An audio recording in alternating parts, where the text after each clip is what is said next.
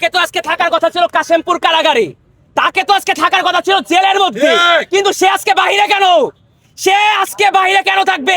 BNP সরকার ক্ষমতায় আসার পর এই রাষ্ট্রপতির আজকে কথা ছিল পদত্যাগ হওয়ার। প্রথমে এটি বাস্তবায়নের কথা ছিল যে তার পদত্যাগ নিশ্চিত করতে হবে এই বাংলার মাটিতে, কিন্তু সেই পুরনো ফ্যাসিস্ট সরকারের আমলের রাষ্ট্রপতি এখনো সেই ওই চেয়ারে কেন বসে আছে? এটা আমাদের দফা দাবি মানতেই হবে। এই রাষ্ট্রপতির ভাষণ আমরা কানে সইতে পারবো না। এটা তীব্র নিন্দা, তীব্র ধিক্কার, তীব্র ঘৃণা জানাই।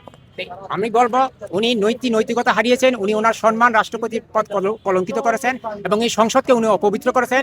আজকে সংসদে উনি ভাষণ দিয়ে এই সংসদকে অপবিত্র করেছেন, সংসদের সম্মান উনি বিনষ্ট করেছেন। তাই আমি বর্তমান বিরোধী দল এবং সরকারি দলের প্রতি উদাত্ত আহ্বান জানাবো, ৭১-এর স্বাধীনতাকে সমুন্নত রাখতে হলে, ২৪-এর স্বাধীনতাকে সমুন্নত রাখতে হলে, জুলাই বিপ্লবকে ধারণ করতে হলে এবং মানুষের মৌলিক অধিকার নিশ্চিত করতে হলে, এই সংসদে পবিত্রতা রক্ষা করতে হলে এই ফ্যাসিস্ট স্বৈরাচারের দোসর এই রাষ্ট্রপতি শাহাবুদ্দিন চুপ্পুকে অনতিবিলম্বে ওনাকে অপসারণ করতে হবে এবং একজন যোগ্য দেশপ্রেমিক আদর্শবান ইনসাফের লোক দিয়ে রাষ্ট্রপতি পদ অলঙ্কিত করা হোক, এই প্রত্যাশাই আজকে এখানে করার জন্য এসেছি।